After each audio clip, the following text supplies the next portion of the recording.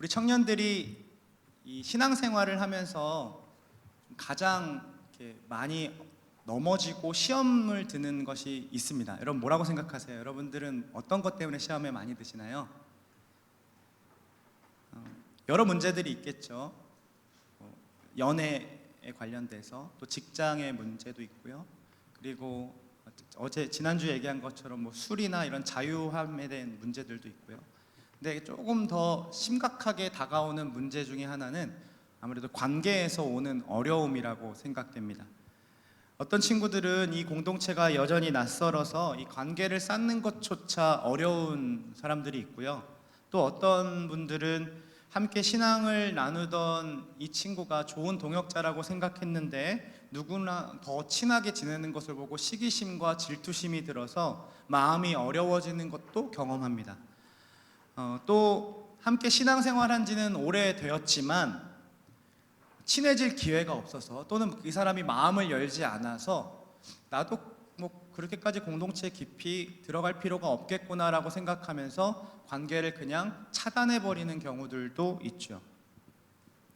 또 이런 분들이 조금 많은 것 같은데, 함께 신앙생활을 하다가 감정적인 싸움이나 치고받고 싸우는 것이 아니다 하더라도 감정적인 대립으로 인해서 이 공동체 안에서 미워하는 사람들이 있을 수도 있습니다. 낯설음, 질투심, 그리고 넘을 수 없는 벽, 감정 대립, 이러한 문제들이 우리 안에서 이제 경험되기 시작하면 우리 보통 어떻게 반응합니까? 네이버에 들어가서 성남에 있는 교회 검색하고, 다른 교회를 혹시 검색하진 않습니까? 조용히 아웃사이더로 난 지낼래, 이제 관계 맺고 싶지 않아, 상처받고 싶지도 않고 더 이상 가깝게 지내고 싶지 않아, 나는 그냥 예배만 드리고 조용히 지낼래 라는 마음도 먹게 됩니다. 참 교회 생각하면 공동체라는 게 너무 어려운 것 같아요. 그렇죠? 안 그렇습니까? 내가 막 설득하나요? 어려운 거라고 얘기하라고? 근데 왜 어려울까요? 좀 생각을 좀 해보니까요, 직장이나 학교에서 오는 관계들은 물론 거기 안에서도 어려움들이 있지만 이 정도까지는 아닌 것 같아요. 왜냐하면 직장이나 학교는 이력서를 내고 또 면접을 보는 과정들이 있고, 또 대학교도 내가 원하는 과를 선택하고 그 수능의 점수에 따라서 각자 맞는 수준에 맞게 모이기 때문에 같은 공동체를 이루는 것이 굉장히 교회보다는 쉽습니다. 목표가 같고요. 그리고 통하는 것들이 있는 거죠. 또 배려도 하고요. 약간의 긴장 상태로 서로를 만나기 때문에 싸움이 덜 일어납니다. 그런데 교회는 좀 달라요. 다양한 사람들이 모였죠. 그러다 보니 도무지 이해할 수 없는 사람들이 보이기도 합니다. 그나마 좀 마을 모임은 괜찮아요. 왜냐하면 교역자나 리더가 나의 성향을 잘 알기 때문에 내가 시험 들지 않는 마을로 집어넣어 주거든요. 그래서 몇 개월간의 어색함만 견디기만 하면 그 마을 안에서 내 솔직한 이야기를 나눌 수 있습니다. 그러나 훈련을 받거나 수련에 가면 이게 좀 다른 문제로 다가오죠. 왜냐하면 나랑 전혀 맞지 않는 사람, 그리고 관계가 좋지 않은 사람이 그 훈련에 신청하거나 또 수련회에서 팀으로 조로 만나는 경우들이 있거든요. 제가 이제 블레싱을 몇 번 해보면서 의아했던 점이 있었습니다. 블레싱을 준비하면서 우리 행리들이 가장 힘들어하는 게 뭔지 아십니까? 조 짜는 거예요. 무슨 조를 3시간씩 짜요. 3시간을 짜도 못 짜가지고 다음 주에 또 3시간을 모여서 짜더라고요. 막 이런 얘기들 하거든요. DTS 아웃리치를 가거나 비전 트립 가면 관계 싸움 한다고. 근데 블레싱에서는 그 싸움을 하고 싶어 하지 않는 거죠. 그냥 이름 차례대로 기역부터 히읗까지 하나씩 이렇게 넣어가지고 섞었으면 좋겠는데, 다 짜고 나면 어떻게 됩니까? 얘는 얘랑 안 되고, 얘는 쟤랑 또 안 되고, 얘는 얘랑 또 싸워서 안 되고, 이런 것들 다 조정하다 보면 다시 짜고 다시 짜는 일들이 태반입니다. 이런 것들을 경험하면 참 어렵다, 이 교회 공동체 진짜 어렵다라는 생각 들지 않습니까? 뿐만 아니라 블레싱은 그래도 2박 3일, 내가 부분 참석하면 1박 2일 이렇게 해서 한번 하고 말지 그렇게 견딜 수는 있겠잖아요. 그런데 뭐가 걸려요? 훈련하거나 비전 트립 참여하면요, 6개월간 같이 썸하고 맞추고 뒹굴고 또 어디 가요? 3주 딱 가잖아요. 그럼 그렇게 관계가 좋았던 사람들끼리도 피곤하고 짜증나고 힘드니까 그 안에서 감정적으로 대립하는 것들을 많이 봅니다. 이런 것을 우리는 관계 안에서 오는 싸움, 줄여서 관계 싸움이라고도 많이 하죠. 하나님은 사랑이시죠, 그렇죠? 사랑이신 하나님이 우리를 불러 모아 주셔서 지금 사랑의 공동체로 함께 예배하고 있습니다, 그렇죠? 근데 그 안에서 우리 또 은혜도 누리고 살아가는데 왜 우리는 이 모임이 너무 어려울까요? 왜 교회 공동체는 그렇게 마음을 쏟는 게 쉽지 않을까요? 오늘 말씀을 통해 하나님은 이 문제를 가지고 있는 우리들에게, 관계의 싸움하고 그것 때문에 힘들어하고 있는 우리들에게 결론부터 이야기하자면 괜찮다라고 말씀하십니다. 싸우는 것도 괜찮대요. 무엇 때문에 그럼 하나님은 괜찮다라고 말씀하실까요? 한번 말씀을 통해서 찾아보려고 해요. 우리는 1차 전도 여행을 통해서 바울과 바나바가 얼마나 멋진 홀리시드인지를 볼 수 있었죠. 그들은 함께 동역하면서 성령의 이끄심을 따라 곳곳에 다니면서 1차 전도 여행을 마쳤습니다. 그리고 지난주 살펴본 것처럼 예루살렘 회의에서도 그 유대인 간의 분쟁의 이야기도 아름답게 마친 것을 경험했어요. 편지가 전달됐을 때 위로도 받고 기뻐하기도 했습니다. 그리고 선교 보고를 하면서 이제 기쁨의 연속의 시간들을 보내고 있었는데 36절을 보면 며칠 후에라는 말이 나와요. 그러니까 얼마 되지 않아서 이러한 일이 생깁니다. 바나바더러 바울이 뭐라고 얘기하냐면 우리 2차 전도여행 갑시다. 가는데 어디로 가냐면 1차 전도여행 때 갔던 그 방문을 다시 재방문해가지고 우리가 받았던 그 유대인들과의 관계에서 오는 편지들을 전하면서 우리 믿음을 좀 굳게 합시다. 그들의 믿음을. 그랬더니 바나바도 좋게 여겼습니다. 그런데 문제가 발생해요. 37절과 38절을 함께 읽어보도록 하겠습니다. 시작. 바나바는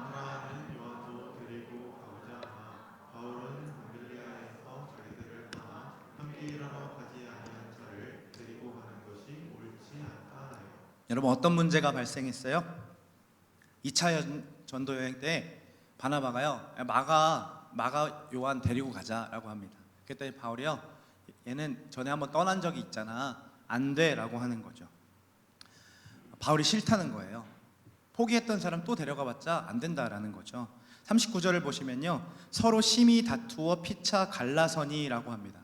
여기서 이 심히 다투다라는 말은요, 이 속을 뒤집어 놓을 만큼 불일치가 되었다라는 거예요. 어떤 거냐면 완전히 싸워서 이렇게 갈라졌다라는 겁니다. 회복이 어려워진 상태만큼 서로 감정적으로 싸웠다라는 거죠. 방금 전만 해도 어떤 일이 있었습니까? 은혜를 누리고 선교 보고를 하고 기쁨을 누리는 자리였는데, 그리고 함께 다시 꿈을 꾸면서 우리 2차 전도여행 가자, 같이 그래 가보자 하면서 이러고 있는데 마가 좀 데리고 가면 안 돼? 싫어! 이렇게 지금 싸우고 있는 겁니다. 그러니까 완전히 지금 갑자기 전세가 바뀌면서 분위기가 바뀌기 시작한 거죠. 어쩌면 성경을 기록하는 사람으로서 지금 이 사도행전을 쓴 사람은 누가잖아요. 누가가 이거를 빼면 좀 안 되나요? 이게 너무 창피한 일 아닙니까?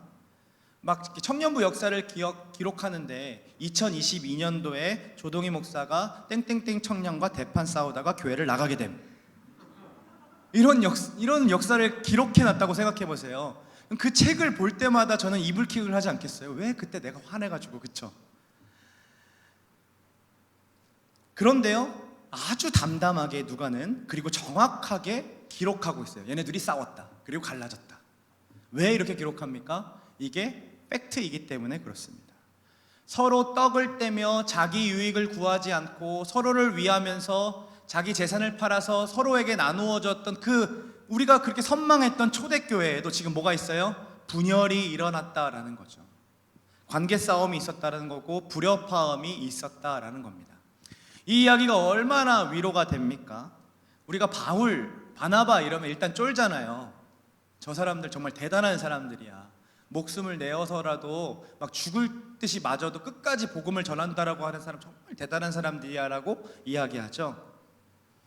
그리고 또 어떻게 하면 합니까? 저 사람들 성경의 사람들이니까 라고 말하면서 마치 루스드라 사람들이 그들을 바라보면서 제우스라고 하며 막 섬기려고 했던 것처럼 우리 또한 그들과 우리가 다르다라고 얘기한다는 거죠. 그리고 우리는 저들과 달라 하면서 우리에게 맡겨진 것도 다르다라는 것으로 해석해 버립니다.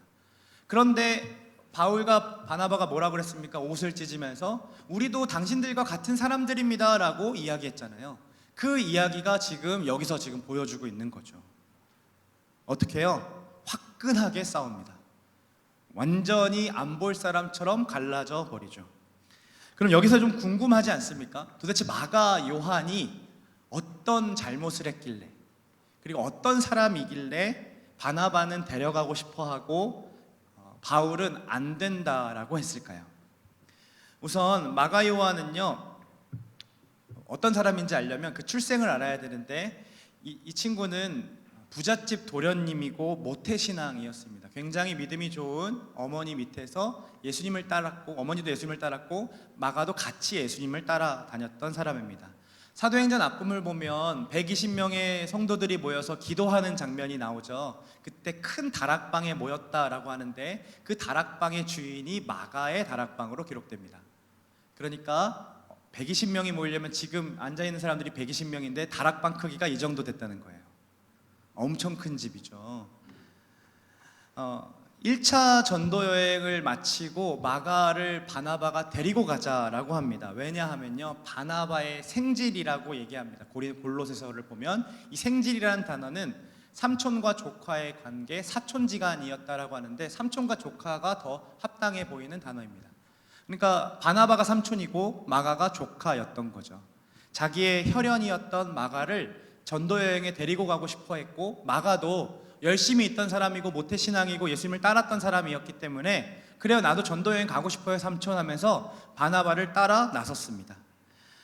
마가가 수행원으로 일했다라고 하는데 그 수행원으로 일했던 것을 학자들은 이렇게 얘기해요. 여행 일정이나 숙박이나 음식을 책임을 맡았다라고 합니다.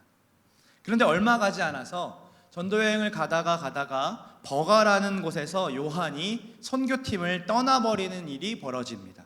13장 13절인데요. 한번 보시면 거기 보면 요한은 그들에게서 떠나 예루살렘으로 돌아갔다라고 합니다. 저 요한이 마가 요한인 거죠. 함께 파송을 받고 지금 선교팀이 왔는데 도중에 집으로 돌아가는 사람이 있다고 생각해 보세요. 아웃리치에 가가지고 혹은 비전 트립에 갔는데 나 더 이상 못하겠어 그러고서 돌아가는 사람이 있다고 생각해 봅시다. 여러분들, 이거는 마가만의 문제가 아니라 팀에게도 굉장히 치명적인 문제였을 겁니다.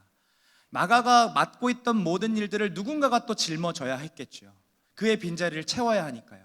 그래서 이 마가도 마가이지만 선교팀에게도 굉장히 안 좋은 인상을 심어줬을 겁니다. 모두가 마음이 어렵겠죠. 그러면 도대체 마가는 왜 떠났을까요? 그 버가에서. 이것도 성경이 이야기해 주지 않아서 이 학자들이 여러 가지 과정을 통해서 여러 가지 정황을 따져가지고 추정을 하는데요. 첫 번째 이유는요, 리더십의 변화가 있었기 때문에 그렇습니다. 이 마가는 삼촌을 따라서 합류했죠. 바나바가 어떤 사람입니까? 우리 성경을 보면 위로의 아들이라고 얘기합니다. 그만 만나면 위로함을 받는 거예요. 그와 대화하면 그냥 막 마음이 평안해지는 거죠. 그리고 그가 어떤 이력이 있냐면 자기 밭을 팔아서 교회에 드립니다. 모두와 함께 나누자라고 하죠. 그런 이력도 있고요. 예루살렘 교회가 인정했던 지도자였으며 안디옥 교회에서는 담임 목사직을 할 만큼 굉장히 사람들에게 존경받는 인물이었습니다. 조카인 마가도 당연히 삼촌을 존경했겠죠. 그리고 삼촌이 함께 나가자고 하니까 뭐라고 합니까? 나도 가고 싶어요 하면서 삼촌과 따라갑니다. 그래서 우리가 봤던 것처럼 선교의 첫 시장에는 바나바와 바울이라고 하다가 어느 순간부터 바울 및 동행하는 사람들, 이렇게 바나바의 이름이 없어지거나 바울과 바나바로 이름 순서가 바뀝니다. 그 말은 이 선교팀의 리더십이 바울로 바뀌었다라는 거죠. 이거를 마가가, 혈기왕성한 마가가 좀 화가 났다라고 해석합니다. 그래서 뭐야, 왜 우리 삼촌이 얘기하는 건 다 안 들어? 왜 저 바울 아저씨의 얘기만 듣지? 저 사람 초짜인데, 믿은 지 얼마 안 됐는데 하면서 화가 나서 돌아갔다라는 이야기로 추측합니다. 어때요? 좀 설득력이 있나요? 두 번째 이유가 있는데요. 두 번째 이유는 향수병 때문이라고 합니다. 선교를 떠나오면 고향이 그리워지죠. 고향의 음식과 문화들이 그리워질 것입니다. 우리처럼 뭐 일주일 가는 것이 아니라 아마도 작정하고 떠나는 거기 때문에 세 달이 걸릴지 뭐 1년이 걸릴지 몇 년이 걸릴지 모르는 일이었어요. 저도 청년 때마다 모교회에서 말레이시아를 일주일마다 그러니까 추석 연휴 때마다 다녀왔었거든요. 첫 말레이시아 선교 끝나고 나서 일주일 하고 왔는데 도착해서 교회에서 된장찌개를 먹으면서 울었습니다. 그렇게 맛있는 된장찌개는 처음 먹어봤어요. 음식도 안 맞죠. 밖에 나가니까 뭐 너무 환경은 열악하죠.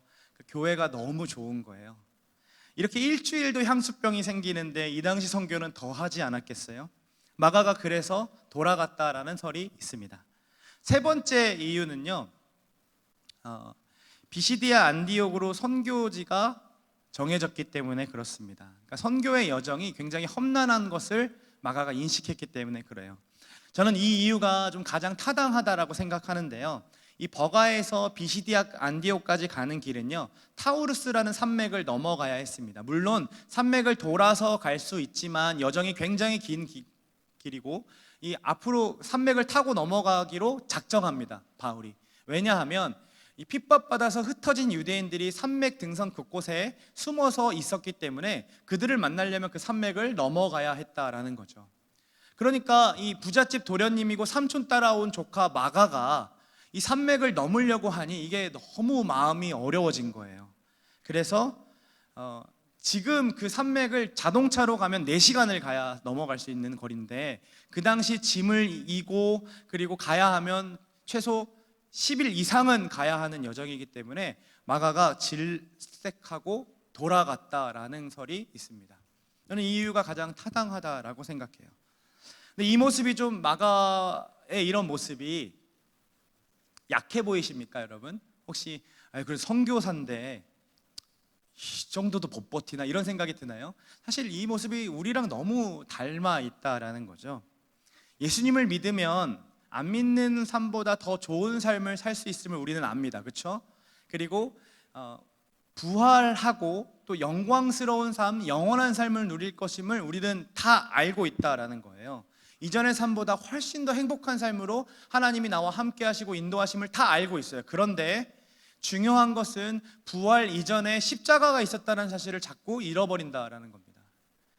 죽지 않으면 부활하지 않죠. 내 것을 내려놓고 내 십자가를 지지 않으면 우린 부활을 경험할 수가 없습니다. 영광을 누릴 수도 없다라는 거죠. 그런데 우리도 마가처럼 영광 누릴 것만 생각하고 승리 받을 것만 생각해가지고 누군가에게 멋지게 보이는 거, 나 이 정도 하는 사람이야 라는 것만 생각하고 발을 들였다가 너무 힘드니까, 너무 어려우니까 나 그만할래요 하는 일들이 교사 가운데, 훈련하는 가운데 너무 많이 일어난다는 거죠. 마가는요, 자신이 좋아하고 잘하는 일만 하고 싶어 했던 것처럼 보여요. 남을 섬기고 힘듦을 감수해야 하는 일, 내 에너지를 쏟아야 하는 일까지는 생각하지 않았던 거죠. 마치 우리가 블레싱 가면 힘들대 라고 생각하니까 나 블레싱 안 가고 싶어. 왜 우리가 굳이 수련회까지 가가지고 힘든 일을 해야 돼? 라고 생각하게 되는 거죠. 이 모습이 마가와 너무 닮아 있다라는 겁니다. 바울은 2차 전도 여행도 동일한 길로 갈 거잖아요. 우리가 재방문하겠다라고 했으니까. 그렇기 때문에 합리적인 추론으로 마가는 못 간다, 쟤 또 포기할 게 뻔하다라고 생각했습니다. 바울이 마가 요한을 거절할 때에 사용하는 이 문장을 한번 잘 보시면 고유명사 마가라는 이름을 사용하지 않고 인칭대명사를 사용합니다. 이 얘기는 무슨 얘기냐면 바울이 마가 쟤는 안 돼라고 하는 게 아니라는 거예요. 마가 그 사람 자체를 완전히 부인하는 게 아니라 마가가 그 당시에 했던 그 일이 잘못되었음을, 그 일만을 부정하고 있다라는 것을 나타내주고 있다라는 거죠. 그러니까 얘는 도중 포기할 수도 있어. 그래서 안 돼. 자꾸 바나바 너 생질이라고 해가지고 그렇게 자꾸 주장하지 마. 왜 공과사를 구분하지 못하는 거야? 라고 생각했던 거죠. 근데 마치 우리는요, 어떻게 서로가 비난할 때 이런 걸 사용하냐면요, 인칭대명사를 사용하기보다 고유명사를 사용해서 서로를 비난할 때가 많습니다. 그 사람 자체를 부인하는 거예요. 걔는 안 될 사람이야. 이렇게 얘기하는 거죠.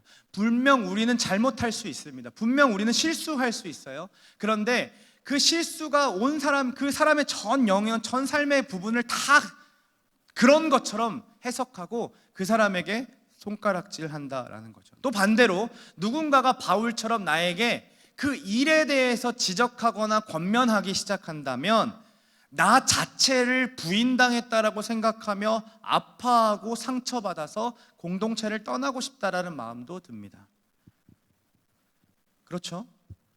그렇다면 바나바는 이 어리고 혈기 가득한 마가, 이미 도중 포기해가지고 선교팀에게 피해를 끼친 이 마가를 왜 그렇게 바울과 싸울 만큼 고집을 부리면서 데려가고 싶어 했을까요? 첫 번째 이유는요, 그가 그 바나바의 조카이기 때문에 그렇습니다. 얼마나 아끼고 사랑했었을까요? 자신이 좋아하는 자를 데리고 가고 싶은 마음들 우리한테도 다 있잖아요. 내가 좋아하는 사람, 내 성향에 맞는 사람과 블레싱 팀 하고 싶어하고 좋아하고 싶어하고 우리 그렇게 욕심을 내잖아요. 바울이 안 된다고 해도 우리 굽히지 않은 것처럼 바나바도 굽힐 수가 없었던 겁니다. 그리고 두 번째 이유는요, 그가요 위로의 아들이라고 얘기한 것처럼 그는 관계 중심적인 사람이었고 긍휼이 많은 사람이었습니다. 그러니까 바나바를 끝까지 품을 준비가 되어 있었던 사람이었던 거죠. 마가를 포기할 수가 없었던 거예요. 2차 전도 여행 때 또 중도 포기할 수 있더라도 나는 얘를 끝까지 포기하고 싶지 않아, 데려가고 싶어라고 지금 주장했다라는 겁니다. 마가도요 돌아가는 마음이 편치는 않았을 거라고 생각이 들어요. 그렇지 않습니까? 도중에 혼자 돌아가면서 배를 타고 걸어서 돌아가거나 뭐 낙타를 타고 돌아가면서 얼마나 많은 생각이 들었을까요?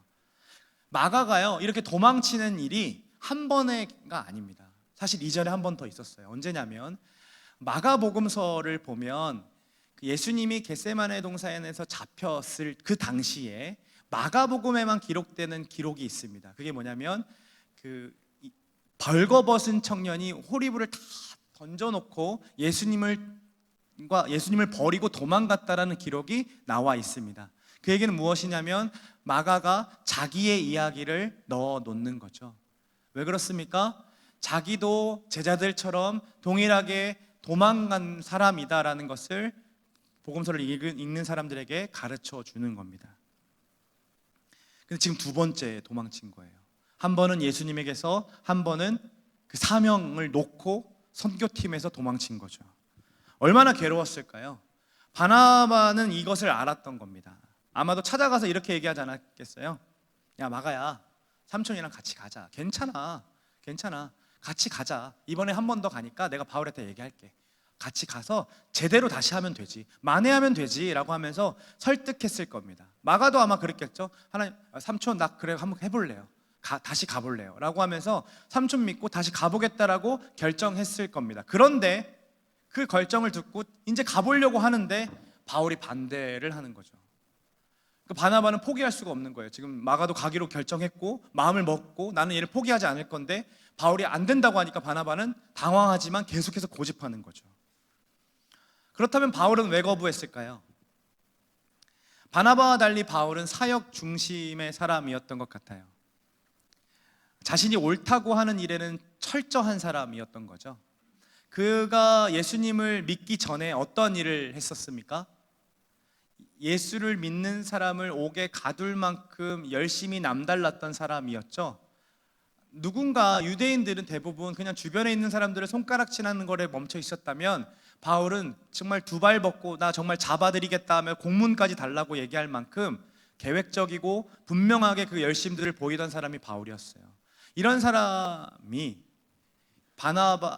마가가 이렇게 도중에 포기한 것이 이해가 되지 않는 거죠.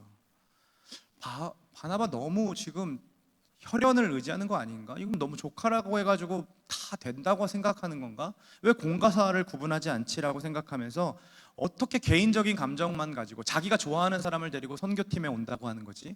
바나바 지금 잘못된 거잖아. 절대 안 돼 이거는. 마가 그래 그럴 수 있지만 나는 이게 분명히 잘못됐다고 생각해. 너 안 되는 거야 라고 아마도 이렇게 얘기하지 않았을까 생각돼요. 그래서 마가에게 더 이상 기회를 주고 싶지 않은 거죠. 근데 이 모습도요 우리랑 너무 닮아 있는 거예요. 한 번 상처 준 사람 내게, 그리고 한 번 나에게 잘못한 사람들에게는 어떤 기회도 주고 싶어 하지 않죠. 걔가 우리한테 어떻게 했는데, 걔가 나한테 어떻게 했는데, 내가 얼마나 걔 때문에 힘들어 했는데 라고 말하면서 배제시킵니다. 근데 바울이 여러분 크게 실수하는 것이 있었는데 그게 뭔지 아십니까? 사실 그도 용납받았던 사람이었다는 거예요. 그것도 누구한테 용납받았냐면요, 바나바에게 먼저 용납받았던 사람입니다. 성경을 잘 읽어보시면 그가 회심하고 나서 회심의 소식이 들렸을 때에 예루살렘 교회가 그를 신천지 취급합니다. 그 사람 어떻게 되는지 모르니까 안 된다라고 얘기합니다. 그런데 바나바가 직접 가서 다소에 가가지고 바나바가 바울을 데려다가 위로해주고 함께 예수님을 전해주고, 그리고 같이 안디옥 교회를 개척하자고 같이 교회를 섬기는 것으로 손을 내밀어 준다라는 거예요. 바나바가 그렇게 품었어요. 바나바가 끝까지 바울을 믿어줬고 품었다라는 거죠. 함께 전도 여행을 갔음에도 불구하고 리더십이 바뀌는 것 가운데 시기하거나 질투하지도 않아요. 그냥 그래 너 잘하고 있어 하면서 용기를 주고, 그리고 2차 전도여행 간다니까 그래 같이 가자라고 하면 또 나섭니다. 이렇게 바나바가 배려해주고 배려해줬어요. 용납해줬다는 거죠. 그런데 바울이 마가를 안 된다고 하니 이 바나바 입장에서 얼마나 짜증이 나겠어요. 와, 이거 너무한 거 아닌가? 얘는 진짜 지밖에 모르는구나 라는 생각하지 않겠어요? 또 성깔머리, 자기 받아들인 거는 생각 못하고 자기가 은혜 받은 건 생각 못하고 우리 조카에게만 이래, 이런 마음이 들었겠죠. 자, 여러분 선택해 보세요. 마가 쪽이, 바나바 쪽이, 그리고 바울 쪽이 어느 쪽이 더 마음에 가십니까? 길이 힘들어서 도중에 포기했던 마가, 그리고 다시 만회하고자 선교를 가고자 했던 그 마가에게 조금 더 마음이 가십니까? 아니면 조카에게 데려가겠다라고 말을 들으면서도 끝까지 마가를 품었던 바나바에게 마음이 더 가십니까? 아니면 사역은 철저해야지, 옳고 그른 건 분명해야지라고 하면서 마가를 안 된다라고 얘기했던 바울의 입장이 더 이해가 되시나요? 어디입니까? 사실 모두의 면이 우리는 닮아 있습니다. 어떨 때는 우리는 마가처럼 고난당하는 것이 싫어서 뛰쳐나갈 만큼 어린 모습을 보여주기도 하고, 또 어떨 때는 바나바처럼 내 성향에 맞는 사람들을 고집하기도 합니다. 그리고 또 바울처럼 저 사람은 안 돼 라고 얘기하면서 딱 배제시켜 버리기도 하죠. 사실 누가 더 맞다, 그르다라고 편을 드는 것은 성경을 1차적으로만 바라보는 거예요. 왜냐하면 이 성경은 사람들의 이야기로 구성되어 있지만 그 사람들의 이야기뿐만이 아니라 그 사람들을 위해서, 그 사람들을 통해서 역사하시는 하나님의 역사이기 때문에 하나님의 큰 그림으로 이 성경을 바라봐야 한다는 겁니다. 하나님께서 이 문제를 어떻게 풀어가시는지를 바라봐야 한다는 거예요. 하나님 어떻게 하시는지 한번 볼까요? 성경 39절에서 41절 말씀입니다. 함께 있습니다.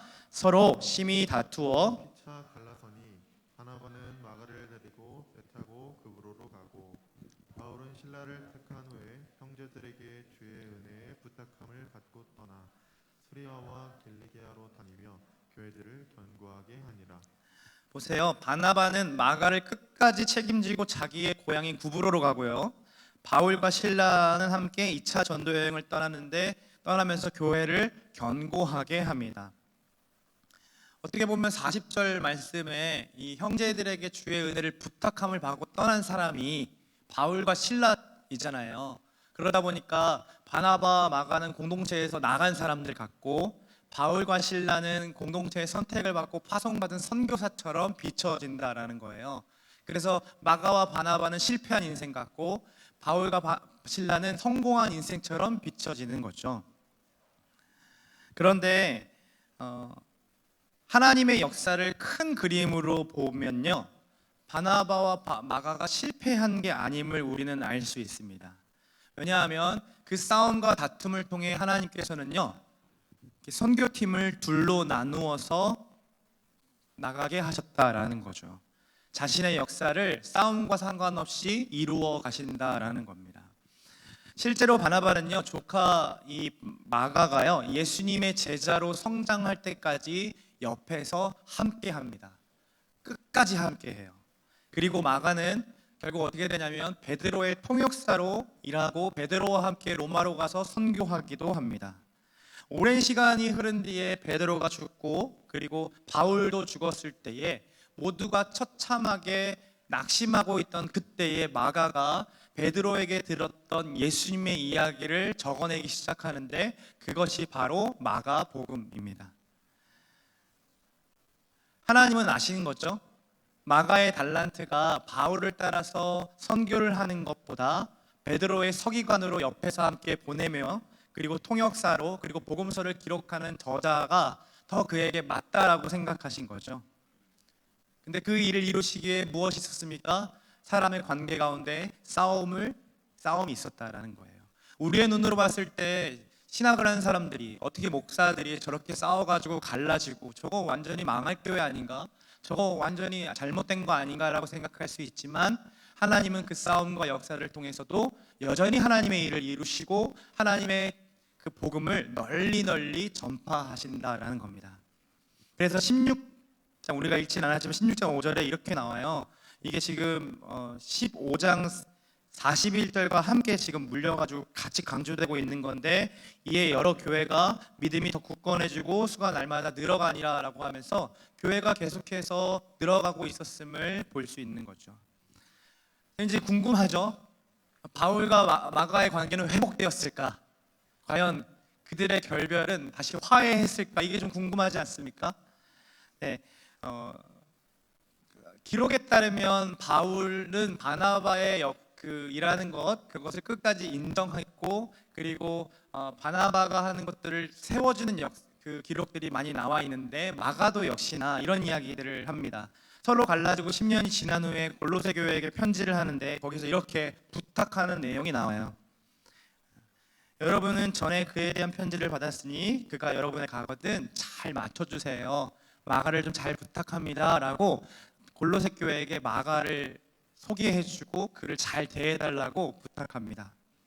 그리고 마지막 유언처럼 그 로마에서 갇혀가지고 그 온갖 힘듦과 역경을 겪고 있는 그 추위에 떨고 있는 그 바울이 그 제자인 디모데에게 편지하는데 그 편지 가운데 이러한 이야기가 나타납니다. 같이 한번 읽어볼까요? 다음인데요. 디모데 후서 4장 11절 함께 있습니다. 내가 올 때에 디모데야 너 나 만나러 올 거지? 너 올 때 마가 좀 데리고 와줄래? 이렇게 얘기하는 거죠. 내가 마가가 너무 보고 싶어 라고 하는 겁니다. 그러니까 이 바울은요 자기가 죽을 것도 알았고 이제 자기가 했던 일이 디모데에게 물려질 것을도 알았습니다. 그러나 거기에 마가를 배제시키잖아요. 마가도 자신과 했던 일을 동일하게 할 수 있는 동역자로 여겨주며 마가가 너무 보고 싶다고. 그러니까 바울의 생각에는 마가가 늘 동역자로 자리 잡았던 것입니다. 우리는 바울도 마가도 그리고 바나바도 다 잘못했음을 알아요. 그러나 기억해야 할 것이 있는데 그들이 실패자가 아니었다라는 사실을 우리는 기억해야 합니다. 비록 자신의 성정으로 인해서 서로 간의 다툼도 있었고 배제함도 있었고 분명히 그렇게 서로 감정적인 어려움들도 있었지만 그 갈라짐을 통해서도 하나님께서는 두 개의 선교팀을 만들어서 그의 복음을 이루어 가시는 것을 우리가 성경을 통해서 보았다라는 거죠. 정말로 합력하여 선을 이루는 것을 하나님께서 하셨다라는 겁니다. 우리가 문제라고 생각하는 관계를 한번 생각해 볼까요? 회복이 더디게 느껴지는 관계가 있을 수도 있고 용서, 회복, 용납 너무 싫어. 그 사람만 생각하면 그런 거 하고 싶지도 않아라고 생각하는 관계도 있을 줄 압니다. 또 이렇게 미워하는 자신을 바라보면서 나는 정말 그리스도인 아닌 것 같아라는 마음이 죄책감을 느끼기도 하고 또 이 공동체가 나에게는 맞지 않는 것 같아라고 생각하면서 떠날 채비 언제 떠나지? 언제 나를 좀 떠나볼까? 이런 생각들을 하는 사람들도 있을 것 같아요. 그런데 그 전에 먼저 우리가 인식해야 될 것이 있다는 거예요. 관계에서 어려움을 경험한 것 그리고 힘든 시기를 경험하는 것 우리는 그것이 마치 내가 물론 잘못한 거 맞죠. 우리가 하나님 뜻대로 했다면 그렇게 하지 않았겠죠. 그러나 그것을 가지고 자꾸 나를 실패자라고 생각하는 것 하지 말자는 거예요. 우리가 해야 되는 건 뭐냐면 그럴 수 있다라고 나 자신을 인정할 수 있어야 됩니다. 연애를 하면서 한 번도 싸우지 않으면 그것만큼 위험한 연애는 없습니다. 싸운다라는 것은 결국 내 솔직한 감정을 드러내는 것이고, 그 솔직한 관계를 나누면서 결국에는 우리가 서로 하나 되는 것을 맞춰가는 것이 연애인 것처럼, 교회 가운데 솔직한 모습들을 드러냈을 때에 어그러짐과 갈라짐이 당연히 있을 수밖에 없죠. 꺼리낌도 있고 어려움도 당연히 느껴질 수밖에 없다는 거예요. 미워할 수도 있고요, 싸울 수도 있어요. 마가처럼 우리도 청년이기 때문에 거꾸러지기도 하고 쏟아붓기도 합니다. 혈기를 부리기도 해요. 그러나 우리가 스스로 인정했으면 좋겠어요.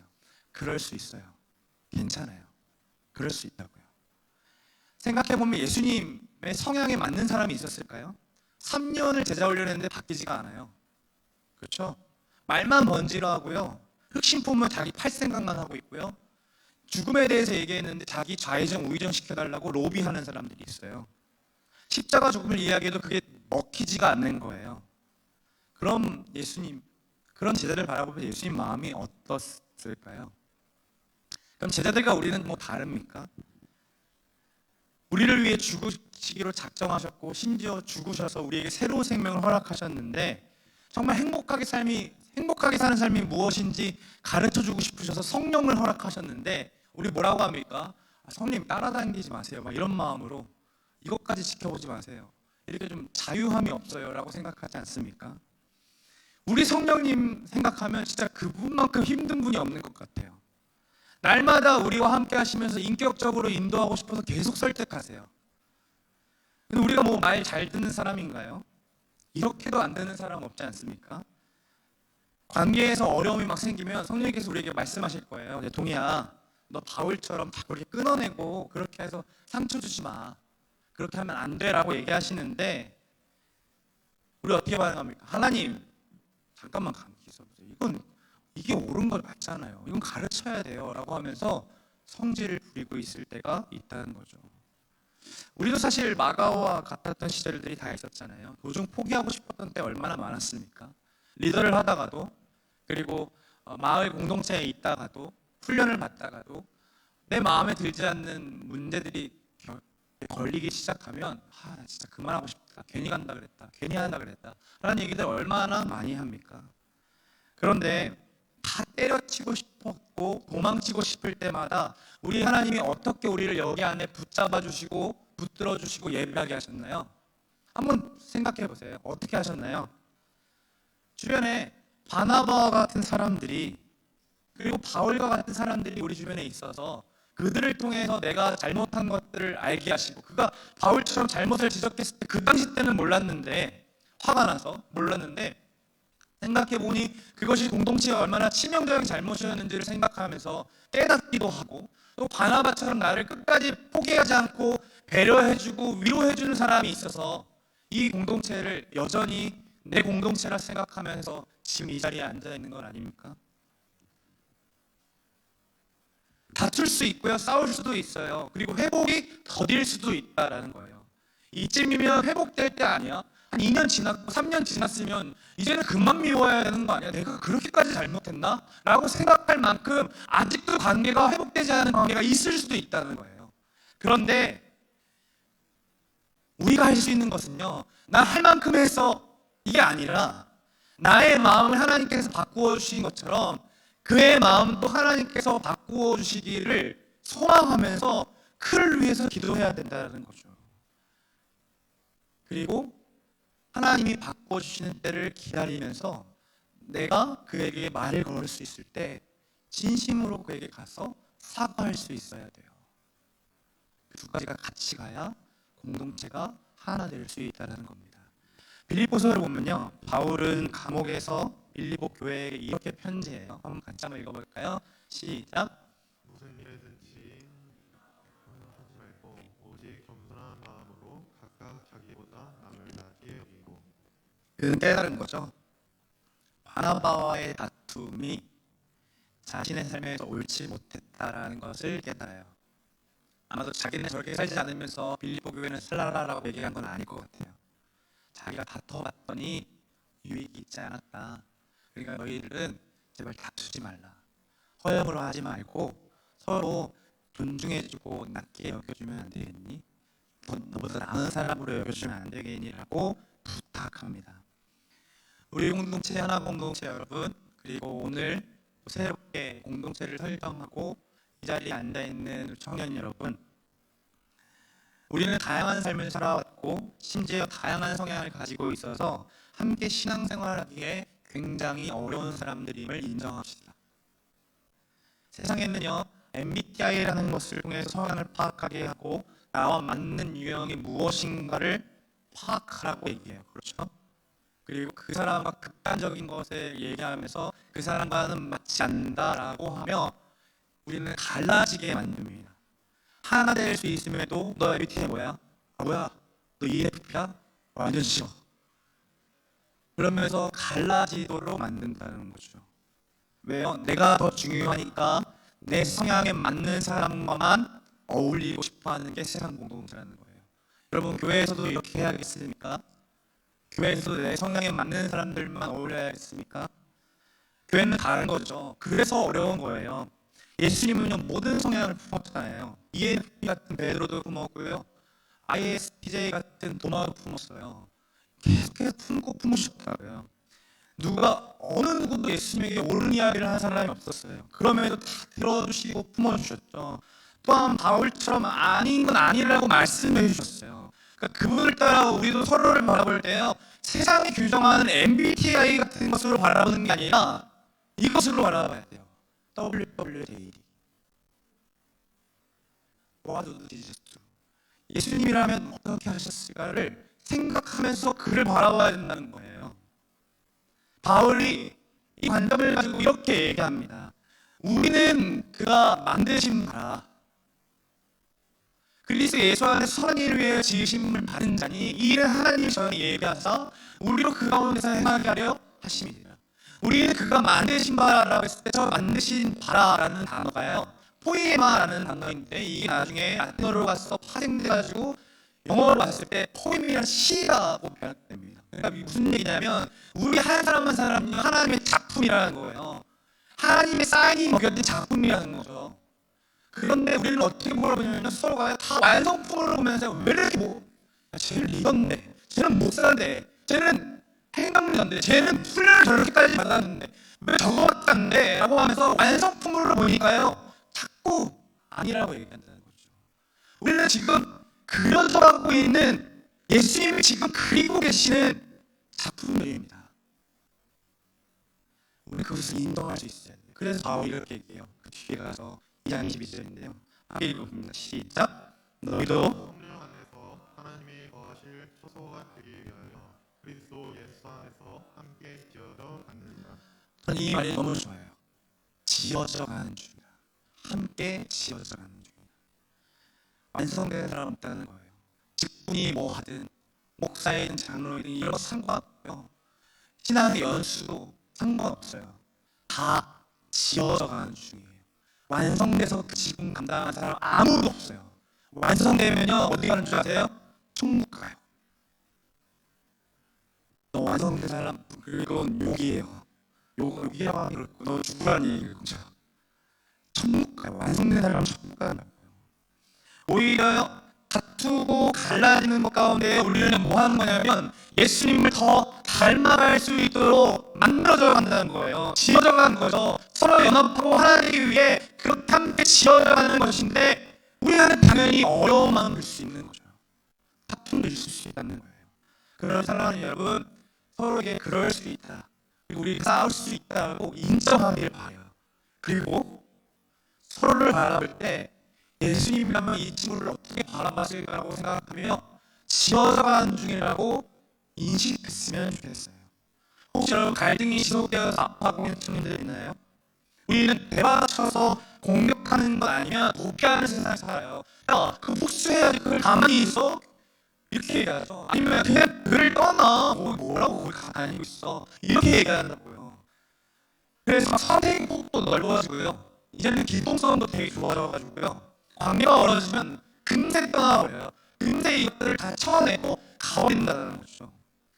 다른 사람의 입장, 생각, 돌아가고 싶어 하잖아요. 내 마음에 들지 않는 말 했다고 그냥 상관하라고 얘기하면서 떠나버리고 싶어 하는 게 우리한테 사단이 주는 마음들이라는 거예요.